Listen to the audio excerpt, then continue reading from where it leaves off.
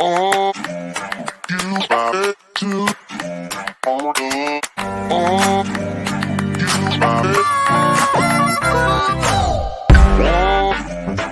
you got it. You got it.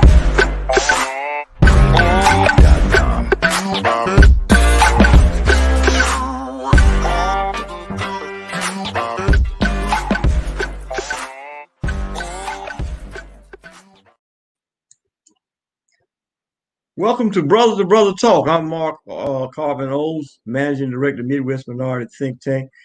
Glad to have you on board again this evening. It's our desire to bring forth solution-driven dialogue. Solution-driven dialogue. We're looking forward to uh, covering items and issues and solutions to what some might call a plight, some might call a blight. We're going to find a way to produce a solution to the issue. Uh, Brother to Brother Talk, we are delighted to be able to share with anyone uh, our platform when it comes to bringing forth solutions, and that's important. There's some things I'd like to that have caught the attention of our format, and a couple of those things are in-house. We have several works going forth right now, and we like to, have you abreast of those things. And that's our YouTube channel, because we are always dealing with culturally astute issues, politically awareness, socially conscious, and spiritually enlightening on our channel. So we want to keep you and remind you that that's part of our mission at Brother to Brother Talk. In addition, our latest book, Not Without Scars 2, now on our YouTube channel, we're doing a reading. The book has 31 chapters, and so each day during the month of October, we're actually doing the reading of each chapter to the corresponding day. And the reason for doing this is we feel that the message contained in Not Without Scars 2 is too important, too crucial to the time not to have it readily available to everyone. So of course, it would be marvelous if everyone could uh, purchase a copy, but the message is more important than getting each person to purchase a copy, because once you see it, you're going to want to share it. And so you can now see a video reading of each chapter day by day, corresponding with the day of the month through the month of October. We're up to chapter 8. And of course, tomorrow morning, chapter 9 will be available. And also, we have a special coming up on next Wednesday, October 14th, the value of your vote. And this will be a different take on what is customary in terms of historical recall of the vote, the value of your vote. You don't want to miss that. That's next Wednesday night, October 14th at 9 p.m. We have with us tonight Brother Ron Yates, and we'll be getting with him shortly as we are looking to discuss tonight collateral sanctions, what takes place after someone completes their sentencing, full sentencing that has been imposed by the courts, and then only to discover after the completion of everything according to the law, there are collateral sanctions, and we're going to explore that, talk more about collateral sanctions and what that all means and what it all entails for people who have the misfortune of going through the criminal justice system. So we have a full schedule tonight, and we intend to offer solutions at the end. We want every brother to brother talk to conclude with a solution, because everybody can illuminate and highlight the problems or the shortcomings but we want to be those brothers who are concerned, committed, and that out of that commitment, we want to produce solutions. You may not accept our solution, you may reject our solution, you may not fully grasp our solution, but you will never be able to say that on that particular subject that there was no solution. We give you a solution. And the issue is whether or not people are ready to implement the solution. And so, brother to brother talk. I'll be right back. This is Brother to Brother Talk. We will take a break and we'll be right back. I'm Mark Carbon-Oles, Managing Director of the Midwest Minority Think Tank. We'll be back with more solution-driven dialogue on Brother to Brother Talk. PremiumBeef.com.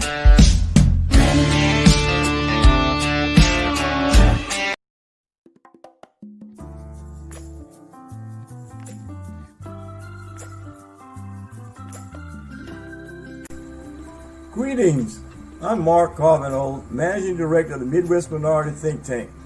I urge you to join my co-host, Leslie Wilson, and I for a most enlightening assessment of the value of your vote. This 1-hour special will present a unique historical perspective on the value of your vote by defining the value of the process as well as the value of the individual vote. Leslie and I will be joined by special guests to look intently at the question, what is the current value of your vote? Who sets the value of your vote? Are you renting your vote or selling your vote? Are you bargaining and negotiating with your vote? You do not want to miss this presentation on Wednesday at 9 o'clock p.m., October 14, 2020. Thank you.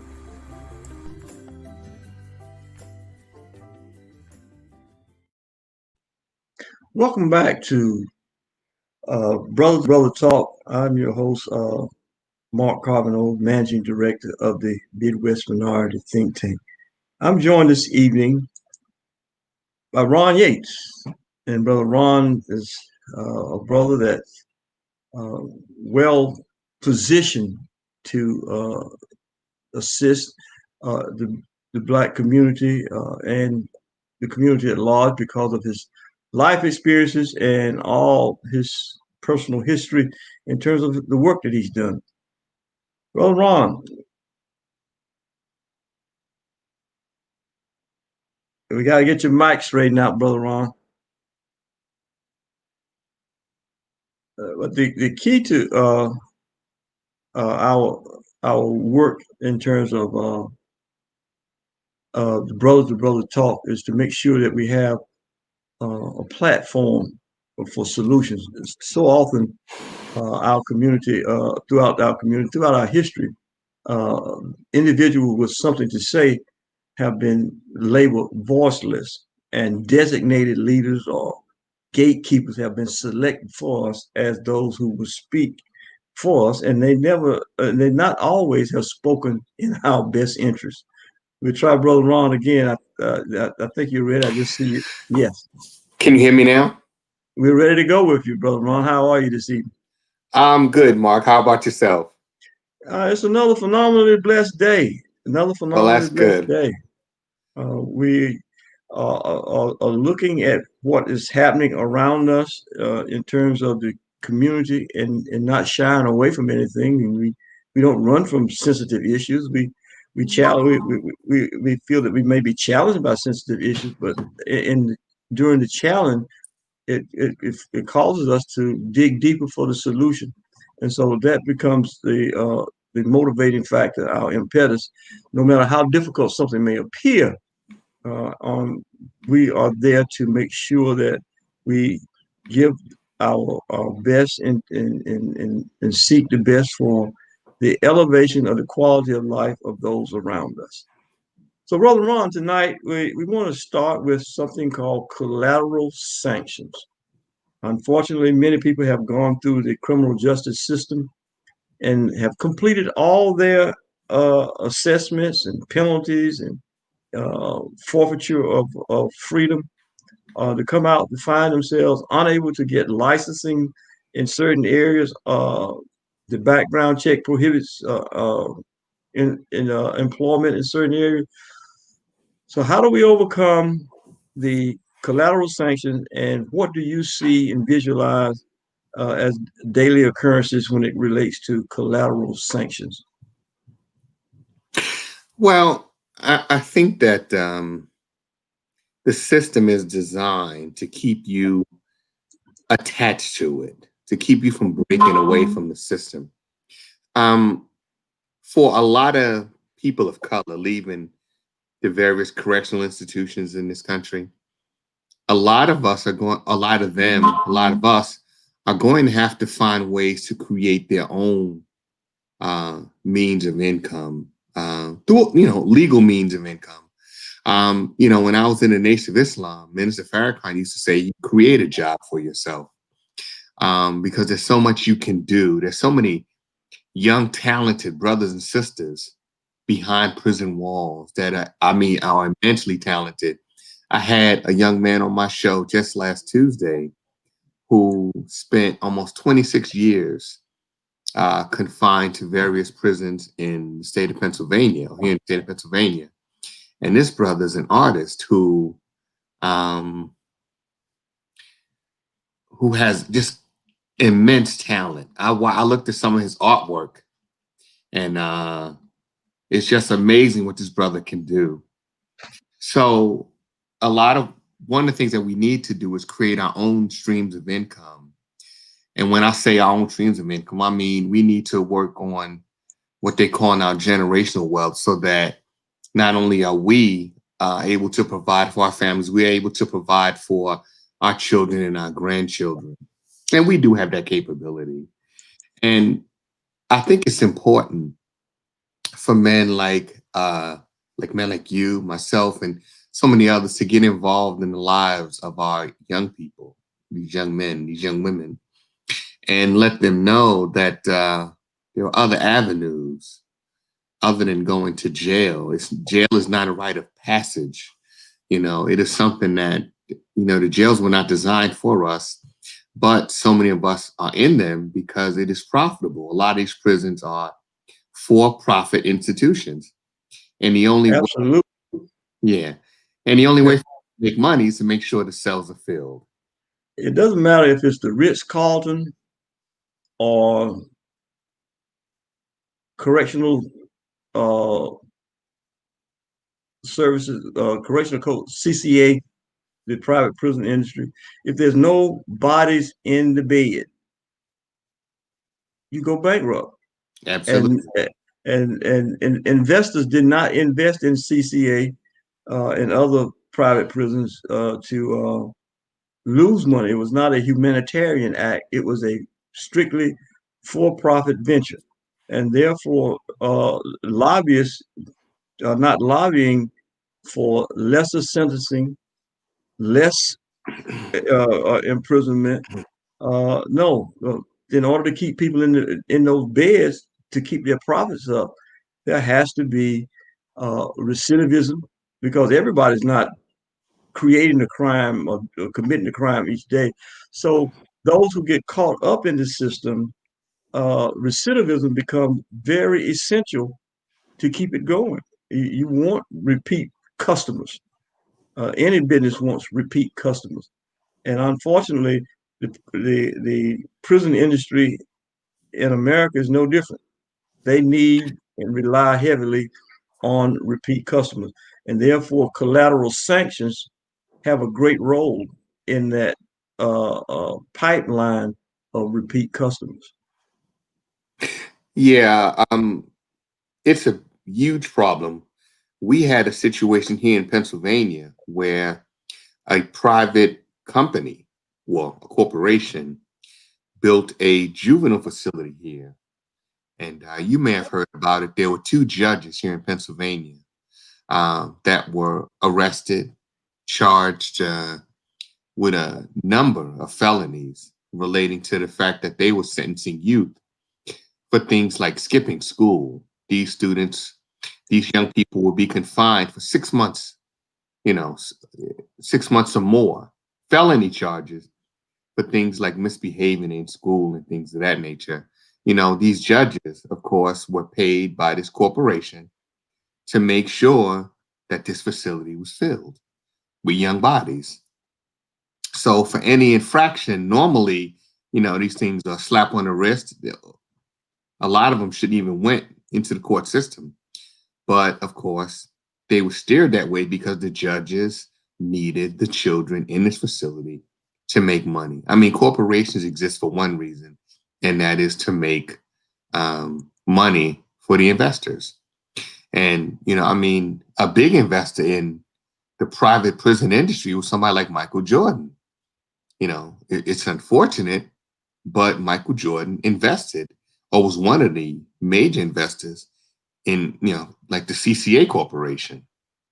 And we all know what they stood for and what they're about.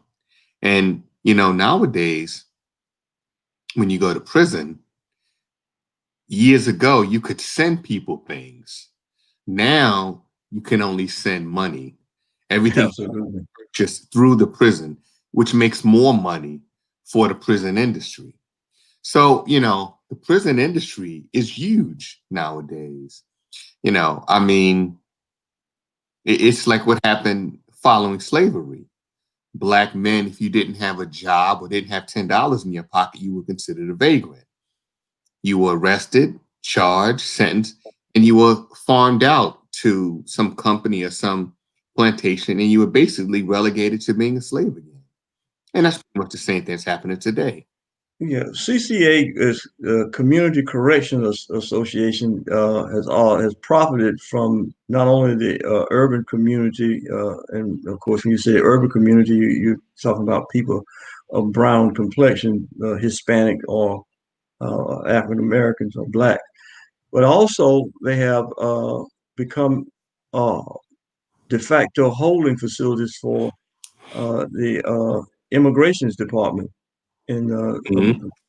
And so it's a constant revolving door of how do we get different populations to produce bodies for these private prisons.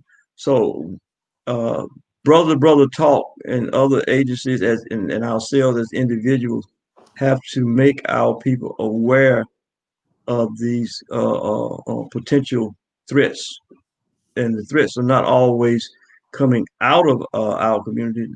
There are a lot of external threats that are preying on our community, and it's not just something that we can overlook. The poor are being preyed upon because poor people are not investing in prison, no matter what their skin tone, their skin hue.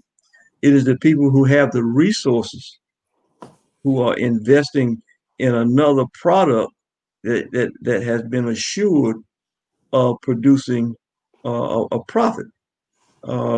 Governor at the time, the late Senator George Voinovich at the time was governor of the state of Ohio, and his brother had an architectural firm who of course designed prison.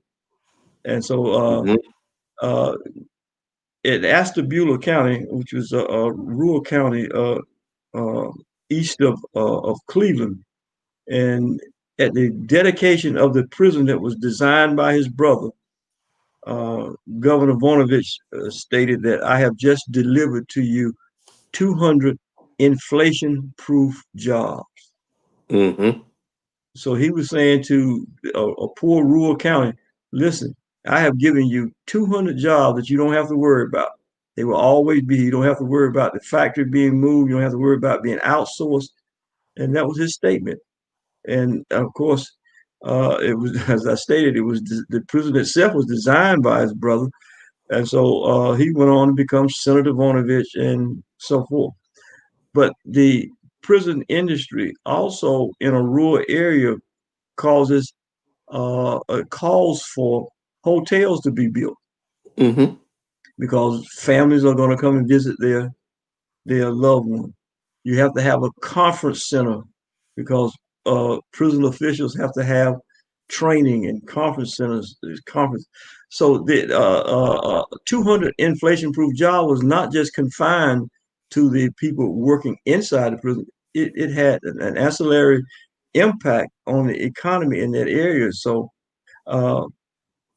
we have to make our people aware, and especially our young people to become aware of the fact that we do not want you to become part of a system that is meant to destroy you.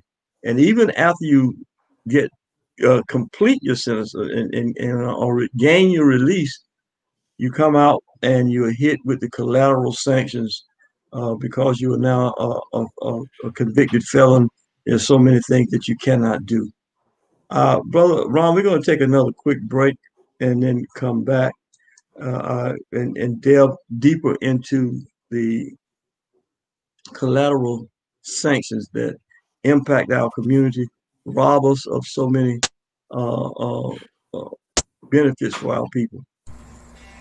This is Brother to Brother Talk. We will take a break and we'll be right back. I'm Mark Carbonell, Managing Director of the Midwest Minority Think Tank. We'll be back with more solution-driven dialogue on Brother to Brother Talk. Beef.com.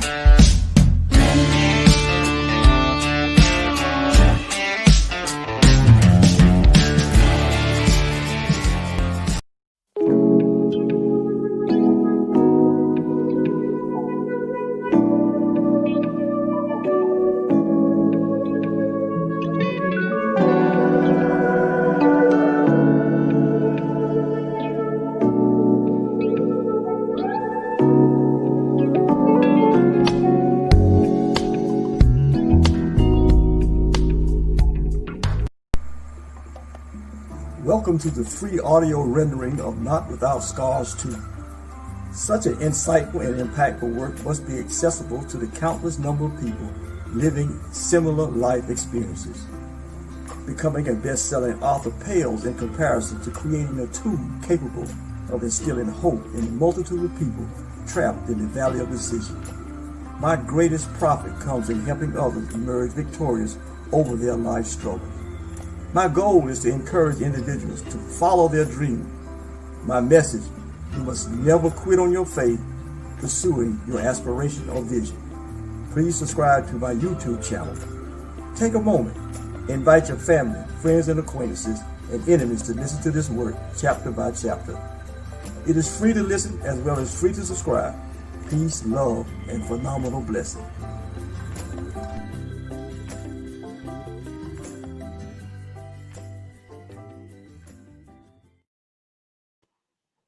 Welcome back to Brother Talk. I'm joined tonight by Brother Ron Yates, Pennsylvania radio personality, and one who has extensive work background in the criminal justice system on multiple levels.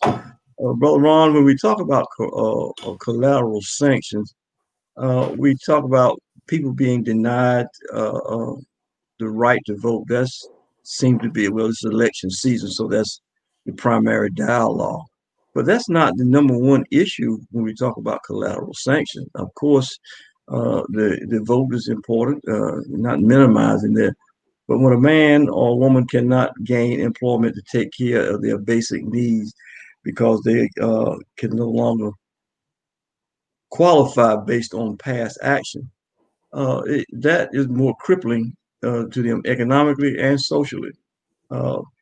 Once Cuyahoga County Community College was was pressing young people in prisons to go through nursing school and LPN training and all that training and getting people into student loans, only for the people to discover at the completion of their course and getting their 2-year degree that they could not practice because of their past record.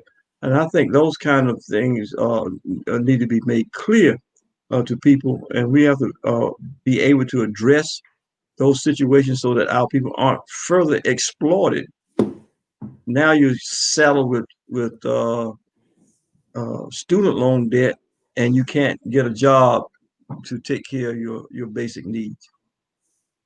You know, I know that there are a number of states, one of the biggest ones, Florida, that there was a referendum to decide if those who are released from prison should be allowed to vote again. And Florida passed that law so that a lot of those coming home from prison now or again have the right to vote, which I don't understand the rationale for taking that away.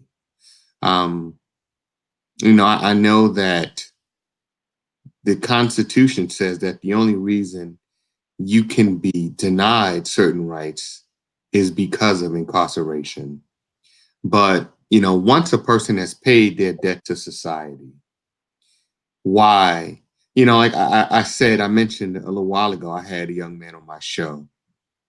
And this young man, we talked about prison reform and how, reforming people is not something that this country is really interested in doing anymore.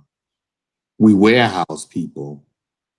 And of course, like you said, it works very well for corporations like CCA.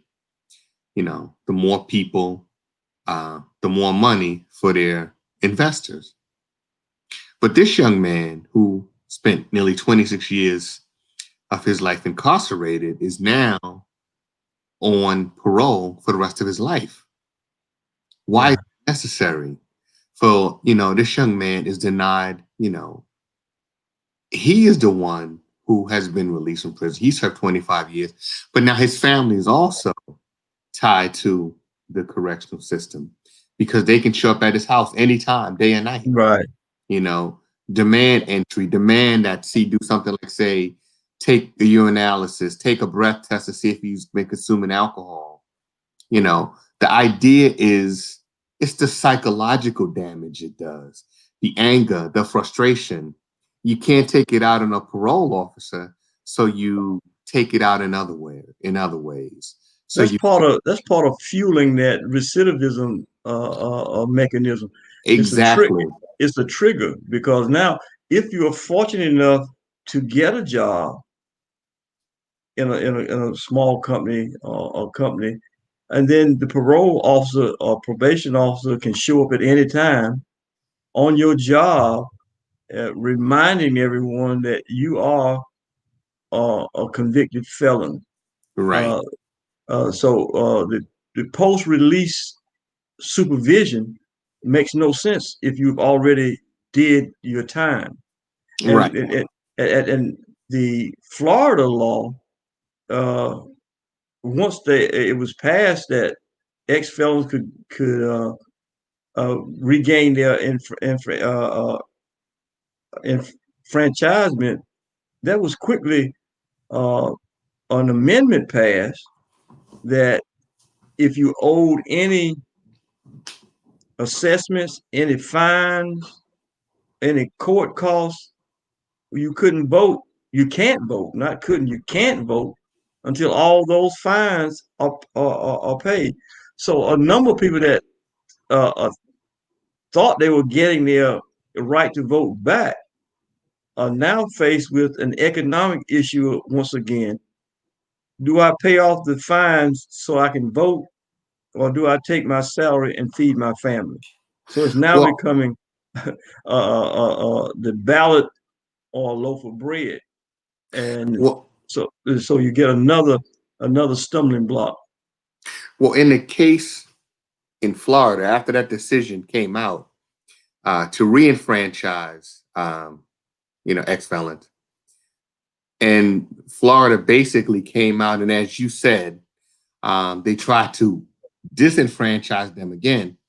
Well, I think it's the Florida ACLU said, that is tantamount to instituting a poll tax. Yes. Illegal.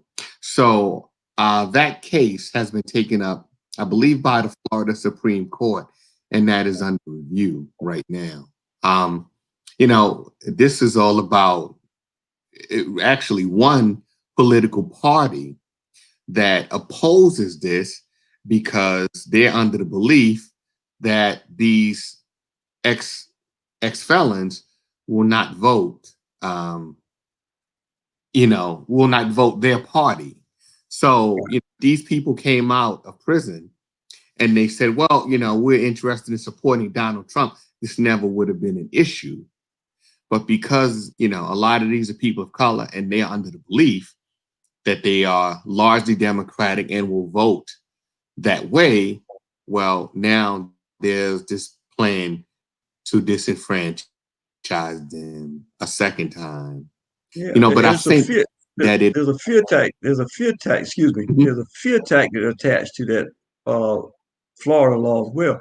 Because if you vote and owe your fine, of course that's a committing a new felony, and you can Mhm. go back to jail for voting. So now you have a number of people who are not sure of whether or not they owe a fine, but to take the chance of going back to prison for voting is a discouragement, and so there's a lot there that's going to have to be taken up. But unfortunately, the resolve will not come before this current time of the election.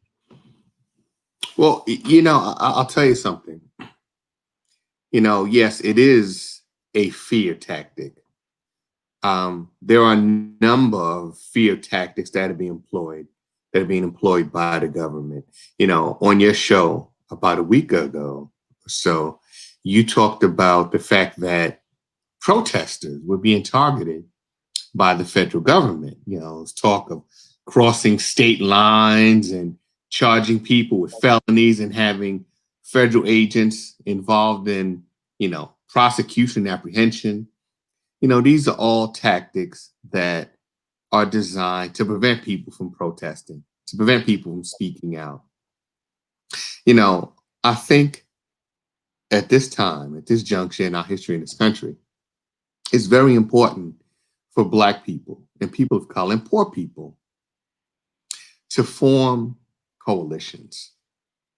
We need to vote as a block. We need to send a clear message, right, that when people come home from prison, they should have a right to earn a living. You shouldn't have to sit there staring at that one question: do I check this box or not? Because what happens is once you check that box, I don't care how good your resume looks. Once they see that box, there's a stigma attached. And that's something that we have to remove, because all we're inviting people back into a life of negativity and a life of crime that many of them are trying to escape. After you serve 10, 15, 20 years in jail and you come home, when you walk out that gate, I don't think anybody says, man, I can't wait to get back in there. So you come home with the attitude that, you know what? I did my time. I'm out here. I want to do something to avoid going back to that place. Right. And, you come out here and the doors of opportunity are constantly being slammed in your face. So, we need to send a clear message to our local politicians, our state representatives, our U.S. representatives, and also to the White House that things have to change.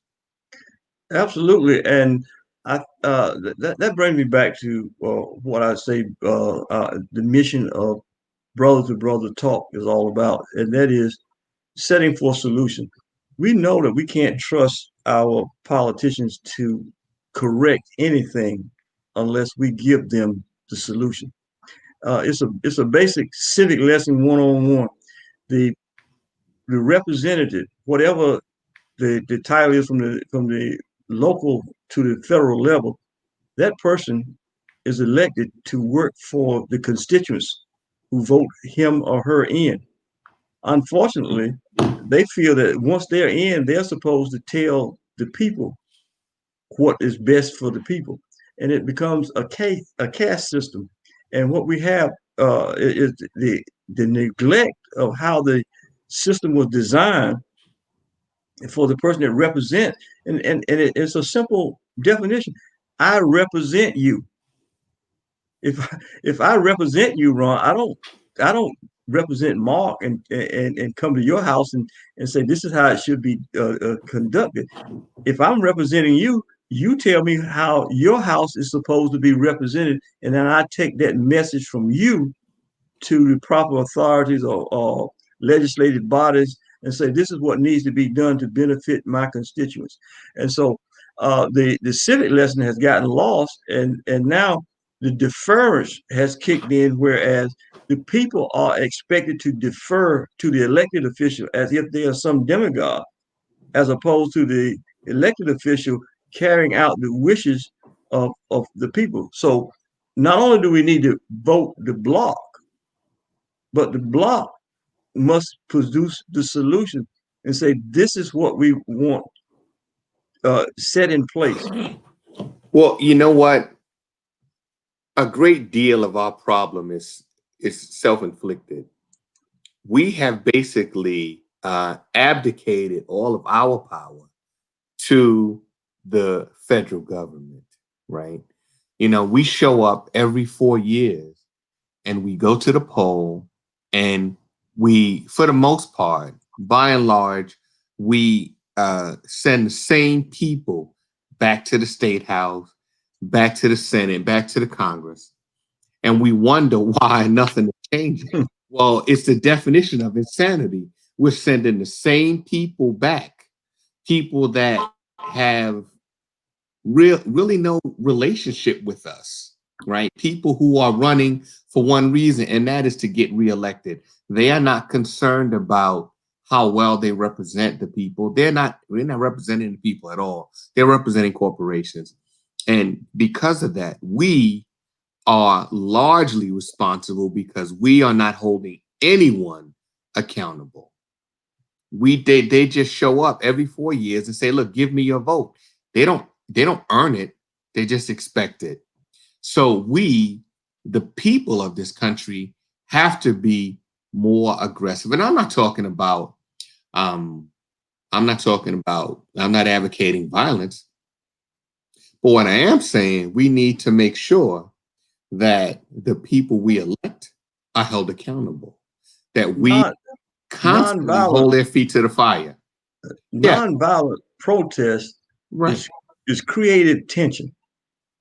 And creative tension you can make people uncomfortable in their position, or remove their security from their position. And that's the accountability. If you're not performing up to these commands or demands that we have placed in your charge, then we are going to remove you from your office. That's the accountability. That's the power to vote. The power to vote is not to show up, as you stated, every 4 years and give it away or rent it out. And then these individuals, whether it's a midterm election or not, that we are not asking for anything in return for the vote. And that's why we're going to do this special next Wednesday on the value of your vote. Let me run that clip real quick, Ron, and then we'll come back.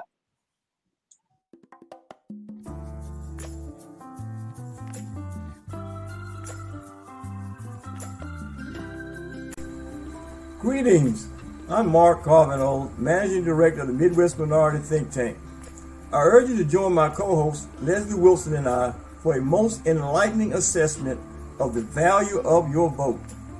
This 1-hour special will present a unique historical perspective on the value of your vote by defining the value of the process as well as the value of the individual vote. Leslie and I will be joined by special guests to look intently at the question, what is the current value of your vote? Who sets the value of your vote? Are you renting your vote or selling your vote? Are you bargaining and negotiating with your vote? You do not want to miss this presentation on Wednesday at 9:00 p.m., October 14, 2020. Thank you. Yeah, so when we talk about the vote, it's more than going into a booth and checking a box. And so until we understand that civic lesson and what the power of that vote, and as in the clip that I just ran, who's setting the value of your vote? And are you renting your vote out to the Democratic Party? Are you selling your vote out to the Democratic Party? Are you bargaining and negotiating anything with your vote? Or you just like the lamb going to slaughter? It's election time. Let me get in line and check a box. But not an issue. You're checking for personality. So we have to get back to that uh, civic lesson that you have power, and it is power in that ballot. But what are you doing with it? What are you getting in return? Uh, Aretha Franklin sang a song years ago, and she says, "Stop, stop trying to be something that you're not. Cruel and hard is the man who pays too much for what he got." And that's we have paid too much for what we're getting in return for our current vote. Well, we have been the proverbial lamb, led to slaughter for a long time now. For many groups in this country, you have to make some sort of statement, letting them know that what you intend to do for them as a group. That's not something that Black people have done. For Jewish people, you have to make a definitive statement that you support Israel and Israel's right to exist. Right. Groups like AARP for older Americans is a very powerful bloc.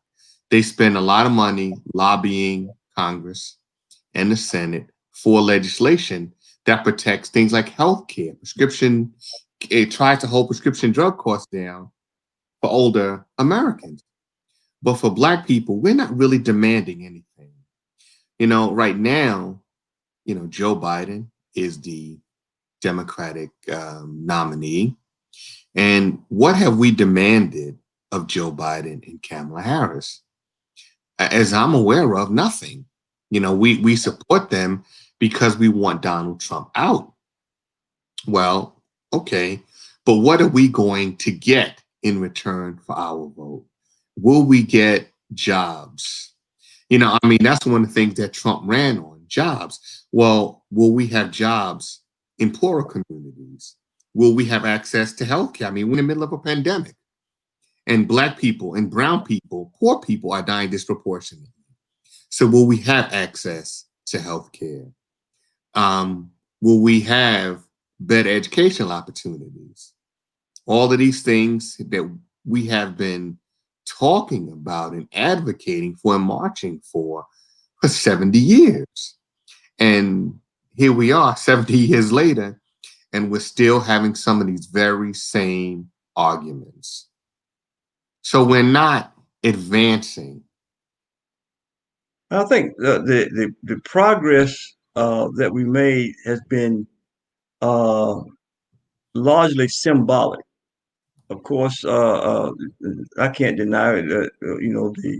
The freedom that now exists. I'm not the mobility that we have, but we get the symbolic end of the stick, and others are getting the economic end of the stick.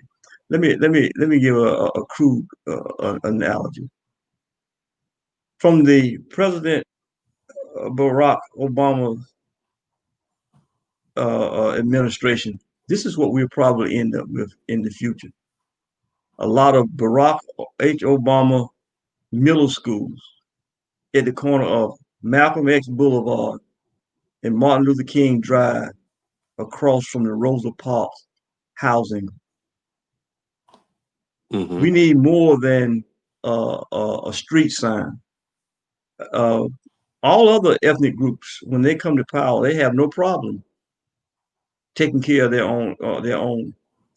But when the Black politician is elected to office, he or she goes out of their seemingly go out of their way to make sure that they don't do anything for our community, as if they use the term, well, I have to govern for everybody, I have to represent everybody. No, everybody didn't elect you. And so now I'm not talking about reverse bigotry. I'm not talking about reverse racism. I'm talking about representation and fulfilling your civic duty on Civic 101. You are elected to represent your constituency. And it's your constituency that's being at the low end of the totem pole. So you have to have an empathy for the people that you represent. And that can only come when you can identify and not run away from the people who you are called upon to serve. I think that, the focus is on, of course, the top of the ticket and Trump and Biden. But what's interesting this year is that 122 Black women are running for office, for various offices, United States congressional and senatorial districts in this election. And what they're projecting is that if just half of these women were to win, they would have a greater impact than the Tea Party did when they ran in, 2004, 2008. The Tea Party shifted the conversation in Washington and shifted legislation and policy.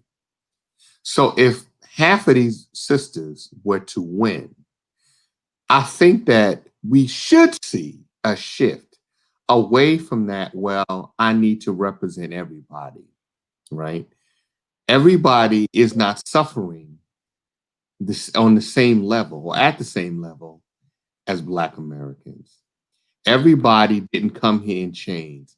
Everybody did not build the material wealth of this country. It was not built on their backs. It was built on ours. So if you look at it like that, then we are owed something, for people who were interred during World War II, the Japanese, they compensated them. For the Holocaust survivors, they compensated them.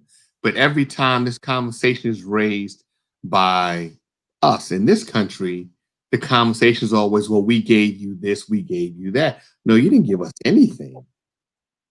No, and I fully accept that, and reparation is what you're alluding to, and I want us to come back one day and have a full hour or several hours dealing with reparation and how that would and what that would look like, because the further you get away from the actual event, the more difficult it is to frame the reparation and compensation through reparation.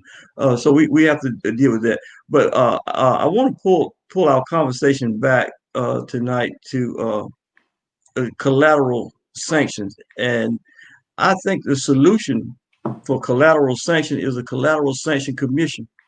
And I'm not talking about to study it. I mean, some more elected officials that would then issue certification. New York State has a version of this, so you can then issue certification to individuals that prohibit the background check from dissolving them from the particular job that they're applying for. If a person is accused or if a person has been convicted of robbery, that has nothing to do with that person being able to bake bread. Right. And so I can understand it being industry related for even a more a pedophile cannot apply for a job at a daycare center. I understand that, but that does not stop that individual from being able to earn a living at some other industry. So industry related issues I can understand, but there has to be, for that person that goes to a college and gets a degree because they had a drug issue and they are now a nurse, they can't no longer work in a hospital because you can't trust them around medication. So there has to be a collateral sanction commission that can overrule and override these type of state and county and city regulation that prohibit people from being able to fully fully participate in the global community, global community. Because once you impose these rules and inflict them on a person, you, as you stated earlier, you're not just afflicting that person. Now that you're saddling a family into a second class status. You're putting a scarlet letter on a family and not just an individual. Yeah, it's a vicious cycle, is what it is. And what I see about this country, and I guess it's maybe around the world, certain people will never or unable to see themselves as the bad guy. You know, there was a movie that came out, Fruitvale Station, and it talks about the tragic death of Oscar. I wish I could remember the brother's last name, but he was killed at Fruitvale Station by a BART police officer, or Bay Area Rapid Transit Yeah. police officer. Now, this brother was offering no resistance, right? The officer claims that, well, I thought I was reaching for my taser. And now there are guidelines in place when you can employ a taser or deploy a taser. There was no resistance. So he reaches for what he thought was his tailor, produces his gun, and shoots Oscar in the back. Oscar dies a day or two later. The officer, and I believe his name is Johannes Messerly, I think he served about 2 years in jail. He got out and now he wants his job back. You killed a man, you took a life, you did 2 or so years in jail, and you think you were unfairly treated. And now you think that you should be allowed to wear a badge and carry a gun again. Now, that's the unofficial collateral sanction commission that's working in the reverse, and that's absolutely. That is a perfect example of why we need to demand the equality that would give an opportunity to right a wrong. And here you have given a perfect example of a wrong that's going to be righted. And we need to get Donald Trump out of office, because what he does is he injects himself into these situations. The young man that went to Wisconsin and killed 2 people and seriously wounded another, Donald Trump said that this guy was defending himself. Well, you don't live in the state of Wisconsin. You drove across state lines from Illinois, carrying an assault rifle that is illegal for you to possess, even in your own state. You say that you are there protecting property that is not yours.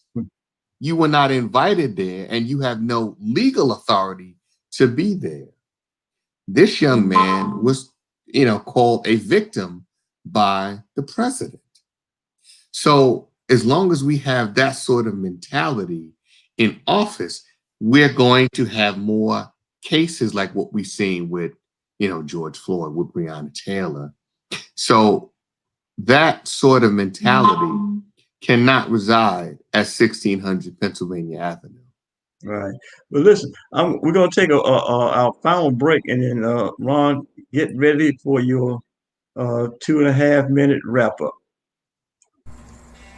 This is Brother to Brother Talk. We will take a break and we'll be right back. I'm Mark Carter-Knowles, Managing Director of the Midwest Minority Think Tank. We'll be back with more solution-driven dialogue on Brother to Brother Talk. Beef.com.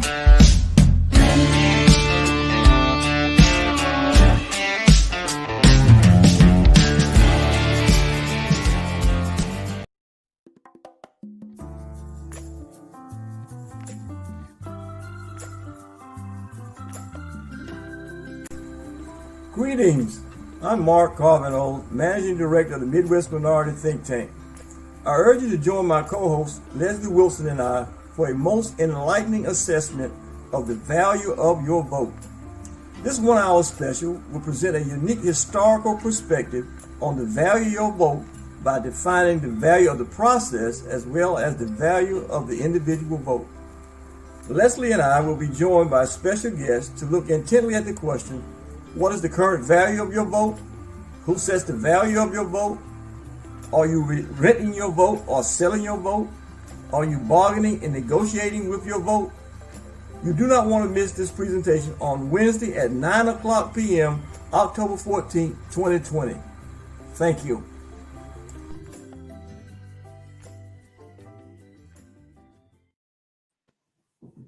All right, well, we're back.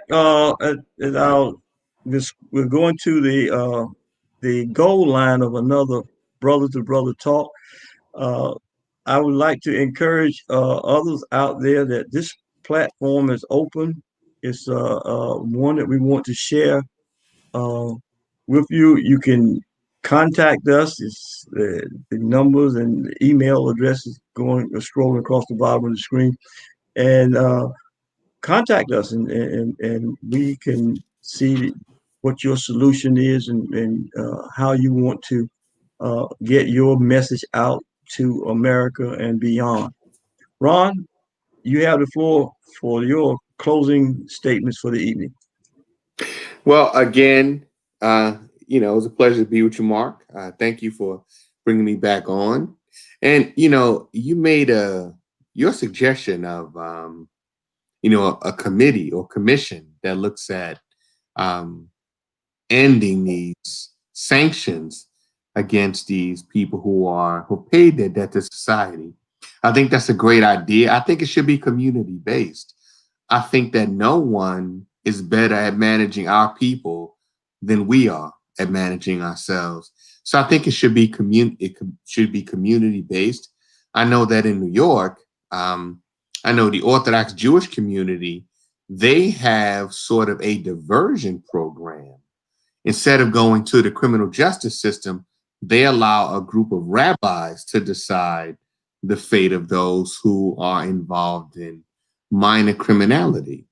So things like that, if it works for the Jewish community, then it can also work for communities of color and for the poor as well. So I think that these discussions are very important. I think that we need to go out and bring more people into the discussion. We need to inject more ideas and more viewpoints into these discussions. And I think that overall, it will be a benefit to all of us. All right. Thank you so much, Ron. It's always a pleasure to have you with us. And now we've got to continue to reach out to others, and that's going to be key for us to get this brother to brother talk to a place where we're letting people know that we are a solution-driven dialogue, Once again, we welcome you to, we thank you for having joined us tonight for Brother to Brother Talk. And once again, we have worked out to our end to bring to you another solution to an issue that's troubling our community. And we look forward to next week and finding that next set of solutions that we can bring forth. And once again, Ron Yates was with us tonight. We thank you, Ron. And to all of you who joined us, to all of those who have joined us tonight, we want to say as we part tonight, remember that Brother to Brother Talk is a solution-driven dialogue. Good night. Good night.